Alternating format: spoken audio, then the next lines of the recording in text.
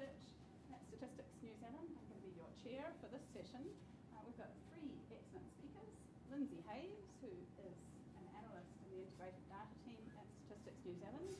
Sarah Crichton, lead analyst in the Analytics and Insights team at Treasury. And Sunita Park, senior research analyst in the Tertiary Sector Performance Analysis team at the Ministry of Education. We're going to hear from each of our speakers, and then we'll have plenty of time for questions and discussion at the end. And we'll start with Lynsey. Thanks, Evelyn. Can everyone hear me? Yeah? Cool. Okay. So, as I was listening to this morning's presentation, a couple of my main points actually came across from Colin Lynch and John Edwards. So, forgive me for a little bit of repetition, but this is just the presentation that we've got. So, to start off with, I thought we'd talk a little bit about the evolution of integrated data sets held at Statistics New Zealand. Way back in 2002, there were some questions raised about student loans and the valuation of the student loan Crown accounts. So together with Inland Revenue, Ministry of Education and the Ministry of Social Development, we created the Student Loans Integrated Dataset in 2004. This was then extended in 2007 when people started asking questions about student allowances as well. This brings me on to talking about LEAD. So this is one that Colin mentioned quite a bit in his presentation this morning, the Linked Employer-Employee Dataset. This came about from the need for further investigation into labour market dynamics, and LEAD was created from linking inland revenue tax data with the Stats New Zealand business frame. It enabled the allocation of employees to geographic locations of enterprises, and it contributed to regional pictures of employment. Then there was a question raised about transitions onto and off benefits, and as a result of this, we worked with the Ministry of Social Development to integrate their benefits data into the LEAD system. Following on from this, there are another number of other questions raised about transitions and outcomes of students. As a result of this, we worked with Ministry of Education to integrate their secondary and tertiary education data with the LEAD system. In order to investigate the volatility of the New Zealand labour market, the HLFS, the Household Labour Force Survey, was meant to come in first. And then, in addition, we also linked through the migration data, which comes from the Ministry of Business Innovation and Employment. So these individual integrated data sets were really useful in that they answered the particular policy questions that they were created for, but they were in isolation, so they weren't all linked in together. And so this is where the idea of the IDI was born. So late in 2012, the full IDI production system was successfully delivered. And in August 2013, Cabinet agreed on two key outcomes. The first was that the Treasury would deliver system-wide views of the drivers of poor social, economic and fiscal outcomes, and that Statistics New Zealand would increase the capacity of and improve access to the IDI. So, what is the IDI? The IDI, or the Integrated Data Infrastructure, is an integrated data environment that links longitudinal microdata about individuals, households and firms. It is made up of a series of data sets, as you can see on the diagram here, from different source agencies, and maximises the use and reuse of existing administrative and survey data. Currently, we have over 200 data sets coming from across government in the IDI, and we also have survey data in there. So you'll see we've got raw inland revenue data about the tax system and also the LEAD data that I was talking about earlier in there. We have information from Statistics New Zealand surveys about households and families. We have workplace injury data from ACC. We also have charges and sentencing data from the Ministry of Justice and the Department of Corrections. We also have migration and movements data from the Ministry of Business, Innovation and Employment. Have some student loans information in there from Ministry of Social Development and Inland Revenue, as well as a whole host of education data which currently covers secondary and tertiary education, and lots of benefits data in there as well from the Ministry of Social Development. So the IDI enables statistical outputs and research on the transitions and outcomes of people. And I'm not going to talk too much about the way that it's put together, but where available, we use encrypted unique identifiers that are supplied from the source agencies. But when these are not available, we use probabilistic linking methodology. Data is completely anonymised, so we remove all names, addresses, the date of birth before the data is made available to researchers. I'll talk about that in a little bit. So three cornerstone principles for us are making sure we protect people's privacy, confidentiality, and all this data is held securely. So we are required by law to protect the information we collect, whether we collect it ourselves in surveys or it is supplied to us from external agencies. These requirements are outlined in the Statistics Act 1975 and the Privacy Act from 1993. So for privacy, a privacy impact assessment is completed for all data before it is integrated into the IDI. The assessments are prepared in consultation with the Office of the Privacy Commissioner to ensure that we continue to follow best practice and are open and transparent about how we are protecting people's information. And these assessments are also published on our website and made available to the public. Security. So when data comes into the IDI, it is secured on the way in via a business-to-business link or an encrypted IAN key. All unique identifiers are encrypted on their way into the IDI. Once the linking phase has been completed, as I mentioned earlier, the data is de-identified and anonymised, so no one can be identified in there. The clean data is the only data that is made available to researchers to access through our secure data lab environment. And researchers have to be approved by our government statistician before they can actually access the IDI in this environment. All data is stored on a secure environment behind our own firewall.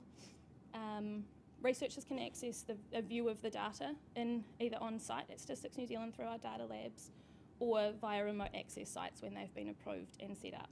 Currently we have 6 sites outside of Statistics New Zealand. Researchers can only view the data. It cannot be downloaded.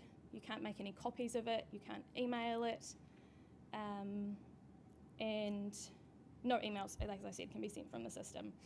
Remote access, when accessing data off-site, you have to have a 2-factor identification, so you have your username and password to log on, and then you get sent a text with a token on it.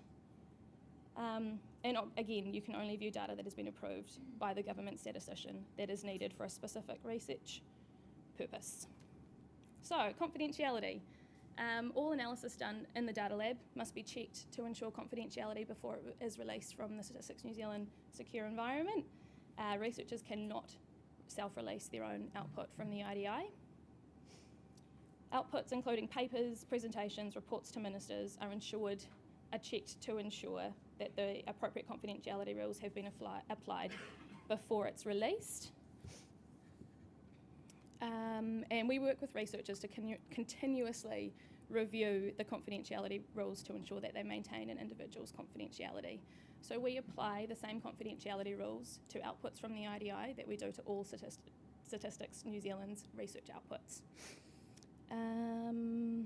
Researchers have to sign an undertaking which covers the practices that they must follow to ensure data security and confidentiality.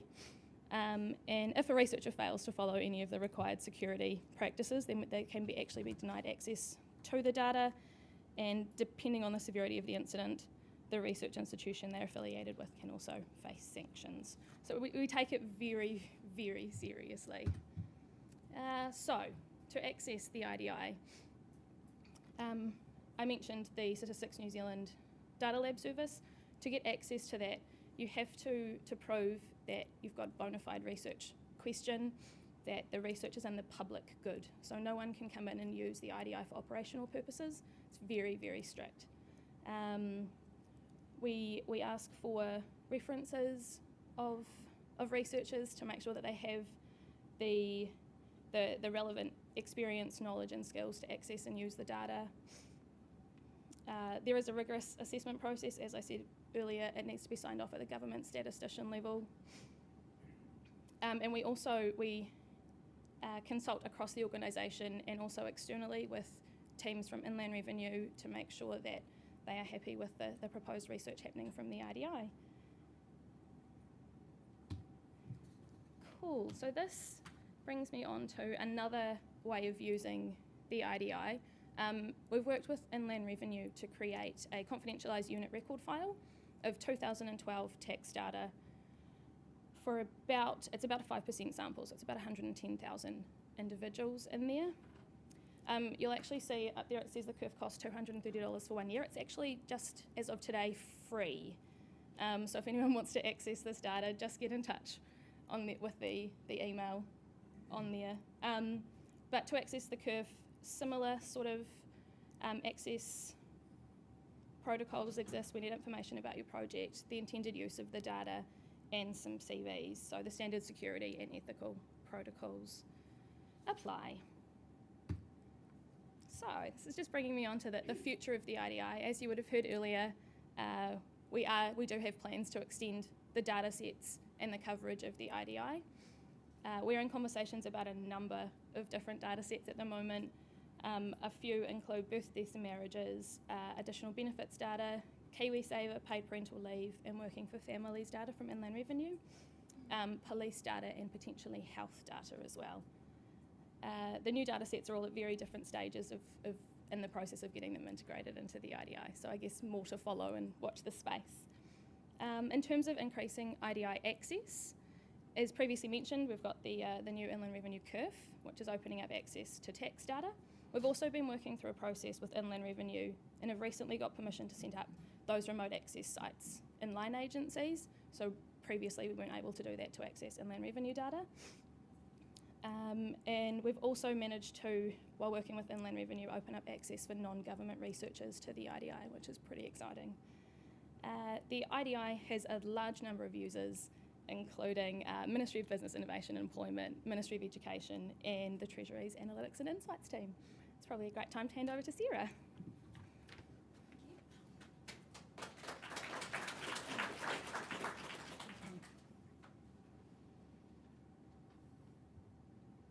Okay, so this is a very newly established team in Treasury, and we're currently at about sort of half capacity. We're still actually recruiting, but we've started some initial work.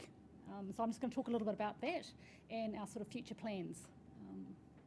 Okay, so we're meant to be using the IDI data to identify opportunities to deliver more effective and efficient public services for New Zealanders.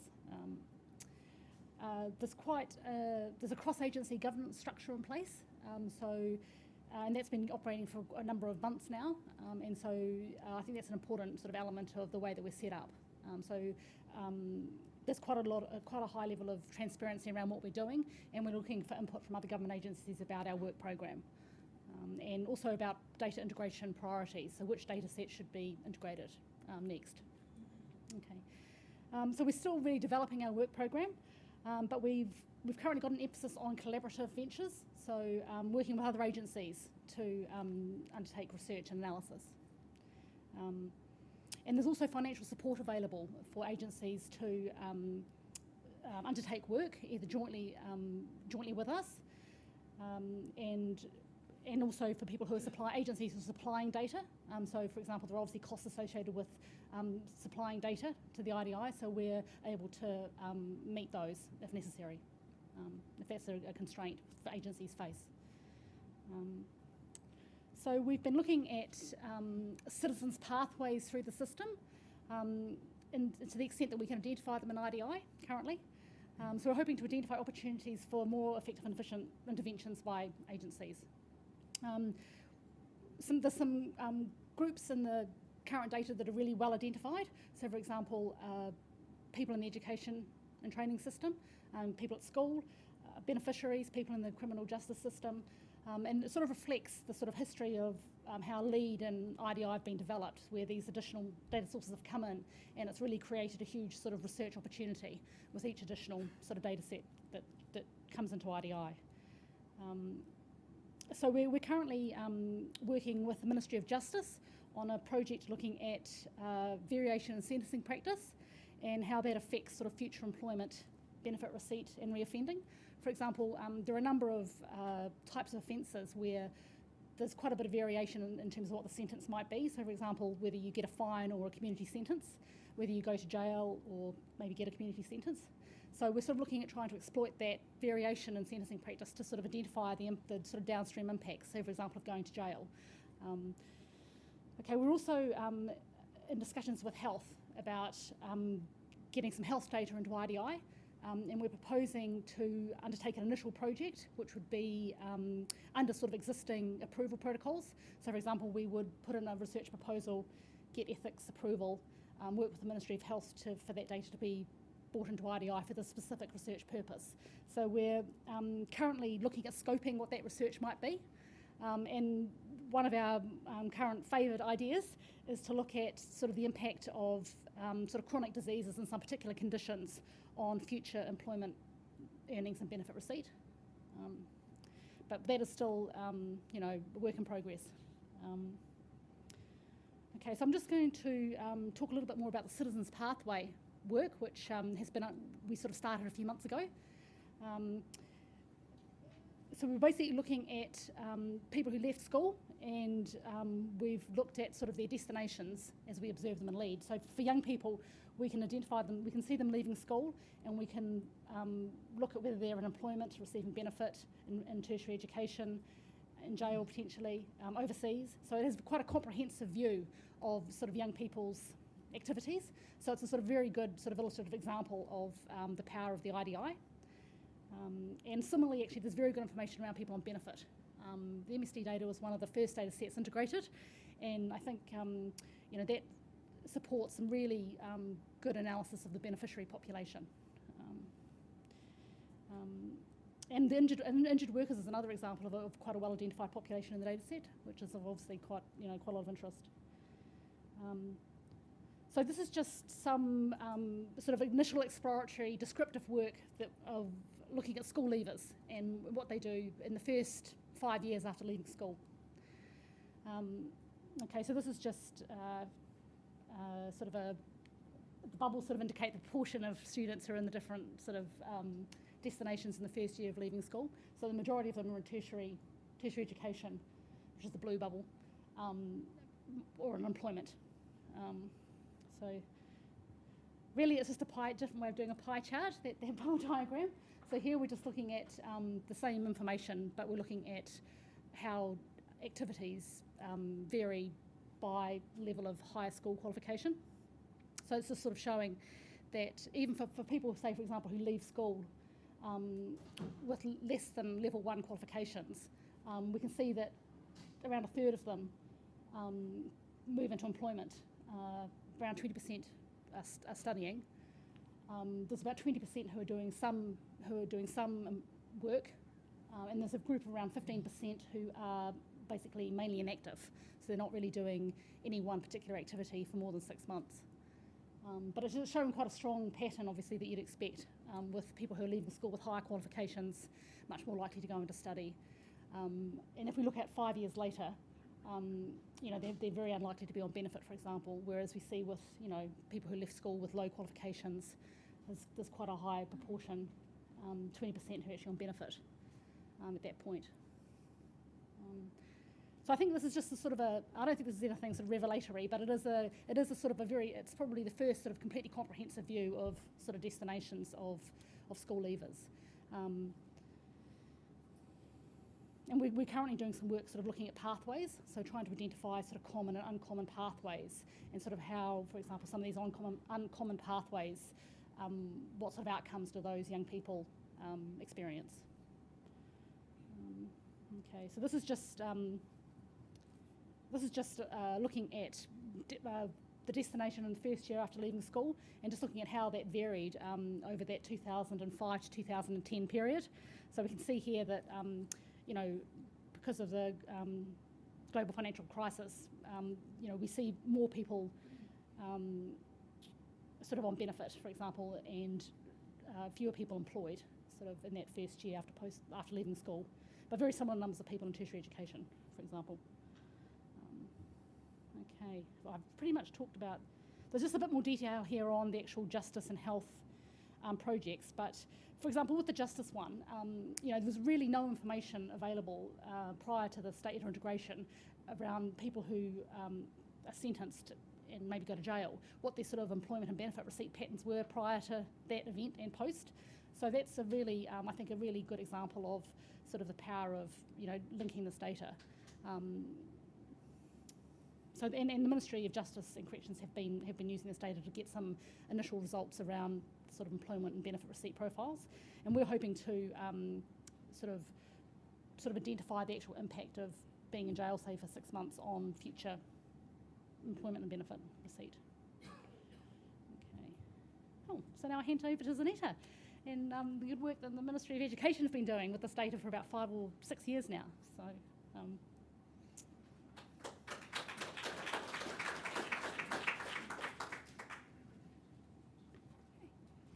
Hi everyone, as Sarah said, I'm Zanetta from Ministry of Education, and I'm here to talk about a project that we've just been working on reasonably recently, looking at what young people earn when they finish their tertiary education. So this is looking at what people do once they finish polytech or university or some other form of tertiary education. Yes, am I better here by the microphone more? Is that better at all? I'll just shout in. Is that better like that? Cool. Okay. It's great. Okay. So the first thing to say, so we're using the IDI for this work here, and it's pretty exciting for us because it's the first time that we're about to have education data that was linked to the IRD data and also to overseas data as well. So whereas there has been work done by, for example, universities before, which is very good work on graduate outcomes, they've always had to use a survey approach, and of course you get the problems of survey bias, whereas here we've got actual full data about all graduates, which is really great.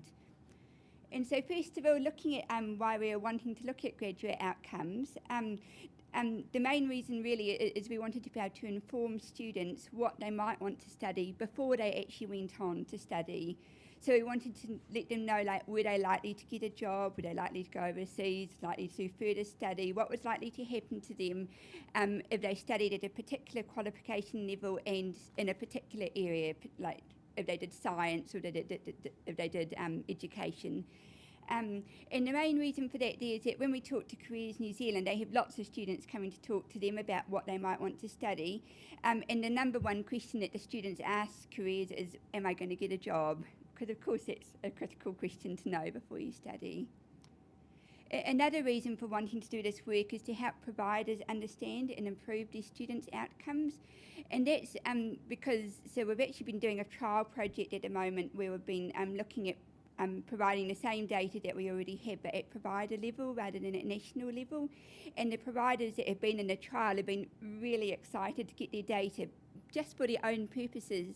They want to know, is this qualification a good one? Are the students going to be getting jobs from it? Or is it one where the students tend to do more study, in which case they have to know, that's useful to know for their planning purposes. And of course, it helps us to understand the dynamics of tertiary education in the labour market, and then that can be used to help make good policies, and it helps to make things accountable. And of course, we also had a government manifesto, so that the government and they had a manifesto where they said they wanted to publish employment data for graduates of each qualification. So being Ministry of Education, we have to follow what the government wanted, so we had to do it, but actually we thought it was a really good thing to do anyway. So we looked at 4 key graduate destinations, and it was whether or not the students went overseas after they completed their qualification, and whether they went on to do further study, whether they got a job, or they went on to a benefit. The IDI that we had at the beginning, we were in there a couple of years ago, so we didn't have some of these extra data sets which have been added since, but these are still probably the main destinations for students. And then we looked at employment outcomes too, which was, like we've already said, how likely is a graduate to get a job, and also, importantly, how much are they likely to earn. Okay, so why did we use the IDI? Well, basically, it's the only data set we could, so we're absolutely stoked that it's been created. It's just perfect for our purposes. So it's the only data source in New Zealand where you've got educational, border crossing and employment data linked and all at a unit record level. So you can follow a single student and see what they do over time. It's refreshed quarterly, and and it's just going to keep on going. So when we first did this project, we had 5 years of data. We've actually just done 2 updates. One's just at the Minister this week, and that's letting us know now what graduates can do 7 years after they finish study. Our data is only good quality back to 2003. That's why we've got not more years than that at the moment. Okay, so now I'm going to change a little bit to actually using the IDI. So what it's been like to use the IDI, and things that if you're thinking about doing a project on the IDI, things that you might want to consider maybe. So as you know, Statistics New Zealand manages the IDI, and there's very strict confidentiality criteria, as explained before, about what results can be released and to make sure it's all really confidential. Particularly because we're looking at earnings, and you know that people tend to be a little bit sensitive about other people knowing what they earn, so it's really, really important, this confidentiality, but there's no identifying information at all, and there's a lot of rules that you have to follow when you release the data. But so saying, our project really tested the bounds of what data could be released from the IDI, up from the IDI, because we had all these tricky questions that had to be thought about. So a small example of that is that we know that we wanted to protect had to protect the privacy of individuals, but our individuals study at different providers, and did we have to also protect the confidentiality of the provider? And yes, we do have to, and that's a good thing to have to do, but it was a question that had to be asked. Okay, so some tips for successful collaboration, because we're working with Statistics New Zealand, and of course all these data sets are coming from all sorts of different places. So my first tip is that communication is really absolutely essential, as it is really for any project that you do. So for us, one of the main things we had to talk about was how to actually apply the confidentiality rules. And one of the questions we have is, because in New Zealand, we wanted to publish information about what the outcomes for students that did particular qualifications. But in New Zealand, our numbers of students are relatively small, and by the time we get to a particular qualification at a particular level, at a particular field of study, or you start to get very small numbers, and they suddenly started not being able to pass the numbers that we needed to have in order to make sure the results could be released confidentially. So, for example, you need to have 20 students before you can publish their median earnings. So we wondered about what we should do there. So we had a series of workshops early on and chatted about this and possibilities. And what we ended up doing is we decided to aggregate the data for more than 1 year. So we've got two pools, or 2 cohorts of graduates which are pooled together each year, and it's simply to boost our numbers up. We also decided, rather than publishing at qualification level, that we'd publish at field of study level. So we might have science, and it would have a whole lot of science qualifications within it. So it wasn't quite as good as what we had hoped, but it was the only way that we could get this data out to get the numbers high enough. And it still worked out to be really useful. So it's a whole lot better than nothing at all, which was the case beforehand. Other tips that we found really useful to have common understandings, so what we're trying to do, and how important it was, how urgent it was. And Stats New Zealand were really great about this, at trying to find out from us, you know, what we were trying to do and what deadlines we were trying to meet. So the Minister put some pretty steep deadlines on us that we had to meet, and Stats were just fantastic. They were long hours after hours getting data checked in order for us to get the data out, which was really great. It's also really good to have experts available, and what we found worked really well is that Stats New Zealand have first of all a single person that you liaise with when you're working on a project, and so they get a real feel for what you're trying to do and what type of issues you might want to solve. But that liaison person has then got the statistical methods team within Stats New Zealand that they can go to and ask questions. If you ask a curly one every so often, they can go and get, you know, a higher up opinion, and that's really useful. We also found it was really good to have a prototype. So we did a practice run of our what we wanted, what the output we wanted to put out first of all, and it raised a whole lot of issues when we did that, and so we were able to resolve those before we actually went on and published the actual results. So I'd really recommend doing a practice run if you've got the time. It's really good. But the only thing is it's good to use a different version of the data if you can. So the IDI is updated every quarter now, so you could just use a version of the data from the quarter before you actually want to do your real report. And that's because once you get the data released once, you can't then release other data that you might be able to do a subtraction from one from the other and work out what somebody actually, an individual, had done. So if you say there's 21 people doing medicine and then in your practice run, and then there's 22 in your real run, you know that there's one extra person there. It's not quite that simple because you round the data as well, but that's the type of thing I mean. And the other thing, other tip I had about successful collaboration is time. So it takes quite a while to sort out some of these issues, and especially because some of them are quite subtle issues, like that you have to actually think about both ourselves and Statistics New Zealand, or you might like to do like we did, have the workshops with people from a range of agencies, so you can get different people's feedback about what's important and what issues you should be considering. And so budget, I've got here, much more is often required than what you think, so budget as much time as you possibly can. It took us about 18 months from start to finish to start on this particular project to getting our report out. Okay, so looking at whether or not the work was worth it. So yeah, absolutely. Well, we thought it was, and so did the media. So we hit the front page of the Dominion Post when we put out our report.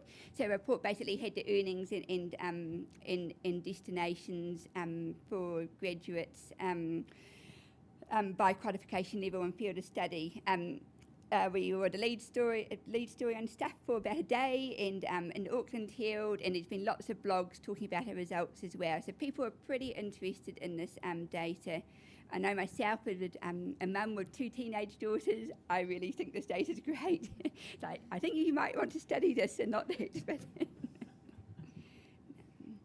I should say too, just talking, because I know we had this question gets raised a lot, we should say that this is only one extra source of information that we're wanting to provide to a student. So of course, earnings and employment outcomes are not the only thing that you should consider by any stretch of the imagination. It's just one extra source of information. What you like to do and what your interests are all extremely important as well.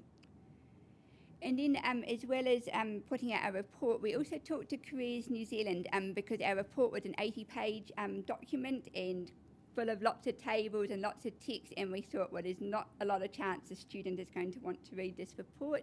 So we talked to Careers New Zealand, and they were just fantastic, and they said, do you want an online tool on our website? And we're like, sweet, yep, that sounds great.